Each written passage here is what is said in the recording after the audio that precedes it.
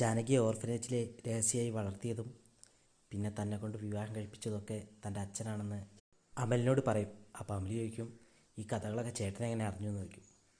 അപ്പോൾ അബി പറയും, അച്ഛൻ തന്നെ എന്നോട് പറഞ്ഞിട്ടുണ്ട് മരിക്കുന്നതിൻ്റെ തലേ ദിവസം. നീ കരുതും പോലെ അപർണയുടെ കുത്തുവാക്കുകൾ കേട്ടിട്ട് ജാനകി അവളുടെ അമ്മയെ തേടി ഇറങ്ങിയതല്ല എന്നും പറയും. അമ്മയെ കണ്ടെത്തി തമ്പിയുടെ മുന്നിൽ കൊണ്ടുവരാനുള്ള അവളുടെ ആഗ്രഹം നടന്നില്ല. പക്ഷേ ഇപ്പോൾ ഇതാ ജാനകി തമ്പിക്കെതിരെ കേസിനും പോകാൻ നിൽക്കുക. പക്ഷേ അതിനുവേണ്ടി അവൾ അയാളുടെ മകളാണെന്ന് എല്ലാവരുടെ മുന്നിൽ സമ്മതിക്കാനൊന്നും അവൾ തയ്യാറല്ല. കാരണം അവൾക്ക് അയാളോട് അത്ര വെറുപ്പുണ്ട്. ഇതൊക്കെ കേട്ട് കഴിയുമ്പോൾ അമലിന് വല്ലാതെ കുറ്റബോധം വരും.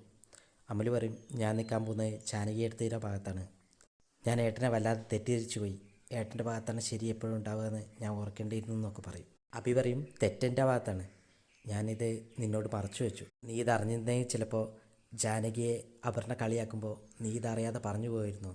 അത് കേൾക്കുക അമൽ പറയും, അത് ഉറപ്പായിട്ടും ഞാൻ പറയും. ജാനകി എടുത്ത് ആര് താറടിച്ച് കാണിച്ചാലും അതെനിക്ക് സഹിക്കാൻ പറ്റില്ലെന്ന്. ഇതിപ്പോൾ അപർണയോട് പറയണ്ട, അവളിതൊരു കെട്ടിച്ചമച്ച കഥയായിട്ടേക്ക് അടുത്തുനിന്ന് അബി അമലിനോട് പറയും. അമൽ പറയും, ഏട്ടത്തിക്ക് ഇതിൻ്റെ പേരിൽ ഞാനായിട്ടൊരു അപമാനവും വരുത്തില്ല. ഞാൻ ഏട്ടത്തിയുടെ കൂടെ ഉണ്ടെന്ന് ചേട്ടൻ ഏട്ടത്തിയോട് പറയണമെന്ന് പറയും. പിന്നെ അമ്മയെ കാണാനുള്ള ഒരു അനുവാദവും ചോദിക്കും. അപ്പോൾ അബി പറയും, അത് നീ നിൻ്റെ സമയം പോലെ എപ്പോൾ വേണമെങ്കിലും വന്ന് കണ്ടോ എന്ന് പറയും. ചായയായിട്ട് വരുന്ന ജാനകിയോട് അബി പറയും, തമ്പിക്കിന്ന് വക്കീൽ നോട്ടീസ് കിട്ടുമെന്ന നിരഞ്ജന പറഞ്ഞതെന്ന്. ഇന്നു മുതലേ അയാൾക്ക് ഉറക്കം ഉണ്ടാവില്ലെന്ന്. ജാനകി പറയും, ഇതൊക്കെ കേൾക്കുമ്പോൾ വസുന്ധരാമയൊക്കെ എന്താ കരുതുക? തമ്പിയോടും മകളോടുമുള്ള ദേഷ്യം തീർക്കാൻ ഏതോ ഒരു രാധാമണി വാരസ്യാരെ ഞാൻ രംഗത്തിറക്കിയെന്നല്ലേ അവർ കരുതുകയെന്ന് ചോദിക്കും. അതെൻ്റെ അമ്മയാണെന്ന് വസുന്ധരാമയ്ക്ക് അറിയില്ല, അതെനിക്ക് പറയാനും കഴിയില്ലെന്ന് ജാനകി പറയാണ്. അപ്പോൾ അബി പറയും, ഒരു യുദ്ധമാകുമ്പം രണ്ട് ശരികളെ ഉണ്ടാവുള്ളൂ. ശത്രുപക്ഷത്തെ മുഖം നമ്മൾ നോക്കുകയേ വേണ്ടെന്ന് പറയും. ജാനകി പറയും, ഇതുവരെ വക്കീൽ നോട്ടീസ് അവിടെ കിട്ടിയില്ലെന്നാണ് തോന്നുന്നത്. കിട്ടിയിരുന്നെങ്കിൽ വസുന്ധരാമയുടെ കോൾ എനിക്ക് ഇതിനകം വന്നു കഴിഞ്ഞേനെന്ന്. ഇത് കേൾക്കുമ്പോൾ തന്നെ അബി പറയും, അയാളൊരു സെക്കൻഡ് പോലും സമാധാനത്തോടെ ഇരിക്കാൻ ഞാൻ സമ്മതിക്കില്ല എന്ന് പറഞ്ഞ് തമ്പിയെ കോള് വിളിക്കും. കോള് വരുമ്പോൾ തന്നെ തമ്പി ഭയങ്കര ദേഷ്യത്തിലായിരിക്കും. തമ്പി എന്തൊക്കെയോ തെറികളൊക്കെ പറയും. ആരാടാ സ്ത്രീ? നിൻ്റെ അമ്മായിയമ്മയോ? നിൻ്റെ അച്ഛൻ എന്നോട് കളിക്കില്ല, അങ്ങനെയൊക്കെ പറയും. അപ്പോൾ അബി പറയും, വിശ്വം വിളിക്കുന്നു എന്ന് പറഞ്ഞപ്പോൾ മുട്ടിടിക്കാൻ തുടങ്ങിയല്ലേ തനിക്ക്? തമ്പിയപ്പോൾ എന്തൊക്കെയോ വിരോധം പറയും. അവനൊക്കെ എവിടെ എന്നിട്ട് അവനൊക്കെ തമ്പി പറപ്പിച്ചില്ലേ എന്നൊക്കെ ചോദിക്കും. ഇത് കേൾക്കുമ്പോൾ അബിക്ക് ചിരി വരും. അബി പറയും, എടോ മണ്ടൻ തമ്പി, വിശ്വൻ എന്നൊരാളില്ല. പക്ഷേ രാധാമണി വാരസ്യാർ രംഗത്ത് വന്നിട്ടുണ്ട്.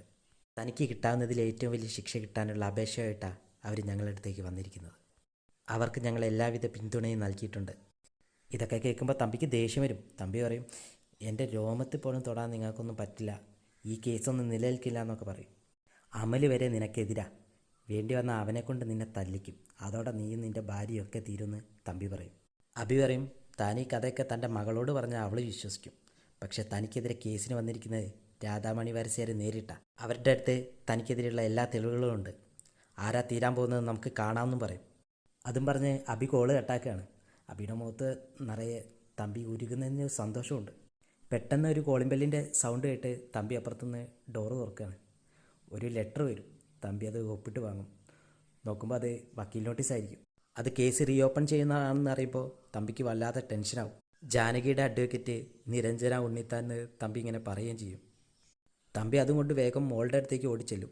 മോളെ ഇതൊന്ന് നോക്ക്, ഇനി അച്ഛൻ ജീവിച്ചിരുത്തുന്ന കാര്യമില്ല, എനിക്കാകെ കൂടെ തല ചുറ്റുന്നതെന്നൊക്കെ തമ്പി പറയും. അപർണ അത് വായിച്ചുകൊണ്ടിരിക്കുമ്പോൾ മുകളിൽ നിന്ന് ഇറങ്ങി വരികയാണ് നിരഞ്ജന. തമ്പി പറയും, ഏതോ ഒരു രാധാമണി വാരസ്യാരുടെ പേരിൽ എനിക്കെതിരെ കള്ളക്കേസ് കൊടുത്തിരിക്കുകയാണ് ജാനകി, എനിക്കെതിരെ കേസ് വായിക്കാൻ പോകുന്നതാ ഇവള്. അപർണയ്ക്ക് ഇത് കാണുമ്പോൾ ദേഷ്യം വരും. അപ്പോൾ അപർണ ചോദിക്കും, ഓ ജാനകിയുടെ പിന്നിൽ നീയാണല്ലേ എന്ന് ചോദിക്കും. അപ്പോൾ നിരഞ്ജന പറയും, ഞാൻ ജാനകി എടുത്തിട്ട് വക്കീല, അതുകൊണ്ട് വക്കാലത്ത് ഞാൻ ഏറ്റെടുത്തു. തമ്പി പറയും, നീ ഉണ്ണിത്താൻ്റെ മകളാ, ഞാനും അച്ഛനും തമ്മിലുള്ള ബന്ധം അറിയാതെയാണോ നീ ഈ കേസ് ഏറ്റെടുത്ത്? അപർണ ചോദിക്കും, നീ ഇത്ര മണ്ടിയാണോ? നിന്നെ എന്നെയും തമ്മിൽ തല്ലിച്ച് കുടുംബകലഹം ഉണ്ടാക്കാൻ അവരുടെ ശ്രമം, നീ ഇതിന്ന് ഒഴിയണമെന്ന് അപർണ നിരഞ്ജനോട് പറയാണ്. തമ്പി പറയും, ഉണ്ണിത്താൻ എന്നെ ദ്രോഹിക്കാൻ കഴിയില്ല, നിന്നെ അതിന് അനുവദിക്കാനും പോണില്ലാന്ന്. രഞ്ജന പറയും, കോടതി മുറിയിൽ ബന്ധത്തിന് വലിയ സ്ഥാനമൊന്നുമില്ലയെന്ന്. അച്ഛന് ഇതിലിടപെടാനും പറ്റില്ല, ഇതെൻ്റെ തീരുമാനമാണ്. അപർണ എന്തിനാ ഭയപ്പെടുന്നത്? അച്ഛൻ തെറ്റ് ചെയ്തിട്ടില്ലെങ്കിൽ അത് കോടതി ബോധ്യപ്പെടുത്തണം, നിയമം അതിൻ്റെ വഴിക്ക് പോട്ടെ എന്ന് നിരഞ്ജന പറയും. അപർണ പറയും, നിയമം നിയമത്തിൻ്റെ വഴിക്ക് പോട്ടെ എന്നൊക്കെ നീ പറഞ്ഞു തരണ്ട, ബന്ധങ്ങളോ അതും അങ്ങനെ മാറുമോ എന്നൊക്കെ അപർണ തിരിച്ചു ചോദിക്കുകയാണ്. അപ്പോൾ നിരഞ്ജന പറയും, തെറ്റ് ചെയ്തൊരു ശിക്ഷ അനുഭവിക്കണം, അത് അച്ഛനായാലും ഭർത്താവായാലും.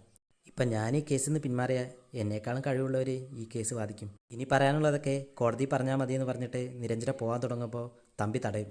തമ്പി പറയും, കോടതി തന്നെ പറയാൻ പോകുന്നത്, ഇനി പറയാൻ പോകുന്നത് സീനിയർ അഡ്വക്കേറ്റ് RK ഉണ്ണിത്താനായിരിക്കും. ജാനകി എനിക്കെതിരെ നിന്നെ ഇറക്കിയെങ്കിൽ നിനക്കെതിരെ ഞാൻ നിൻ്റെ അച്ഛനെ ഇറക്കുന്നത് തമ്പി പറയും. തമ്പി തോറ്റുപോകാൻ ജനിച്ചവനൊന്നും അല്ലെന്ന് വീരവാദമൊക്കെ പറയും. ഇതൊന്നും മൈൻഡ് വെക്കാതെ നിരഞ്ജന അങ്ങോട്ട് പോകും.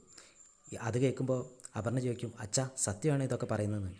കള്ളക്കേസ് വരുമെന്ന് അറിഞ്ഞപ്പോൾ തന്നെ ഉണ്ണിത്താനെ ഞാൻ വക്കീലാക്കി. അയാളത് ഏൽക്കുകയും ചെയ്ത്.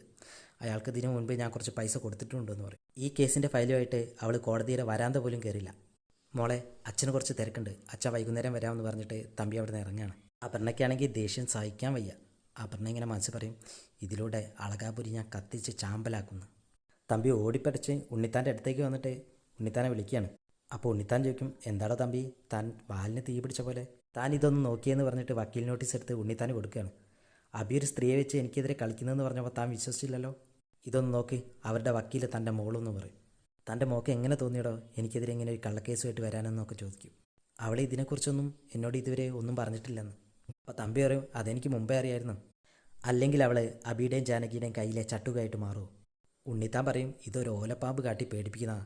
4 നൂറ്റാണ്ട് മുമ്പ് സംഭവിച്ച കാര്യമൊന്നും അങ്ങനെ തെളിയിക്കാനൊന്നും പറ്റില്ലെന്ന്. അല്ല, ഇനി എങ്ങാനും അങ്ങനെ എന്തെങ്കിലും കയ്യപ്പത്തം പറ്റിയിട്ടുണ്ടോ എന്ന് ഉണ്ണിത്താൻ ചോദിക്കും. ഇത് കേൾക്കുമ്പോൾ തമ്പിക്ക് ദേഷ്യം വരും. തമ്പി പറയും, ഞാൻ അങ്ങനത്തെ ഒരുത്തനൊന്നും അല്ല എന്ന് പറയും.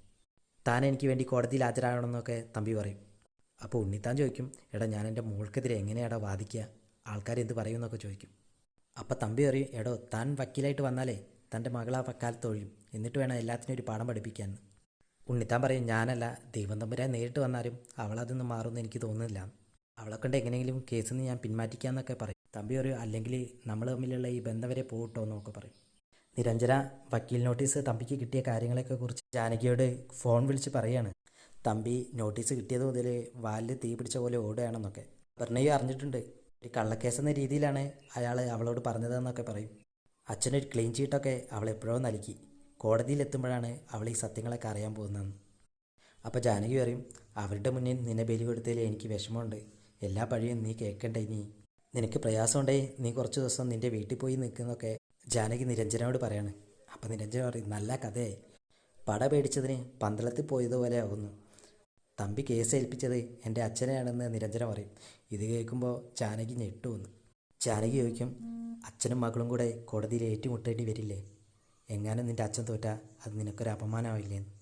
ജാനകി പറയും, വേണ്ട, നീ വക്കീലാവണ്ട, നീ ഞങ്ങൾ സപ്പോർട്ട് ചെയ്താൽ മതി, വേറെ ആരെയും നോക്കാമെന്ന് പറയും. അപ്പം നിരഞ്ജന പറയും, പിന്മാറേണ്ടത് ഞാൻ മാത്രമല്ലല്ലോ, അച്ഛനും പിന്മാറാലോ എന്ന് പറയും. ഈ കേസ് ഏറ്റെടുത്തത് ഞാനല്ലേ, ആരെതിർവശത്ത് വന്നാലും നിരഞ്ജനം പിന്മാറില്ലെന്ന് അവൾ തർപ്പിച്ച് പറയും. ആ, അച്ഛൻ്റെ കോള് വരുന്നുണ്ടെന്ന് പറഞ്ഞ് നിരഞ്ജന ആ കോള് വെക്കുകയാണ്. ടെൻഷനായിരിക്കുന്ന ജാനകിയോട് അഭി പോയി ചോദിക്കുകയാണ്, അവരുടെ വക്കീൽ ഉണ്ണിത്താനാണല്ലേ? അങ്ങനൊരു സാധ്യതയെപ്പറ്റി ഞാൻ ചിന്തിക്കാതിരുന്നില്ല. അവരൊരു ടീമാണ്. ഇടയ്ക്ക് ഉണ്ണിത്താനൊരു സാമ്പത്തിക ബാധ്യത വന്നപ്പോൾ തമ്പി സഹായിച്ചതായിട്ട് ഞാൻ അറിഞ്ഞിരുന്നു. ഈ കേസിൽ അച്ഛന്മാർ ജയിക്കുമോ പെൺമക്കൾ ജയിക്കുമോ എന്ന് കാത്തിരുന്ന് കാണാമെന്ന് പറഞ്ഞ് അഭി പോവുകയാണ്.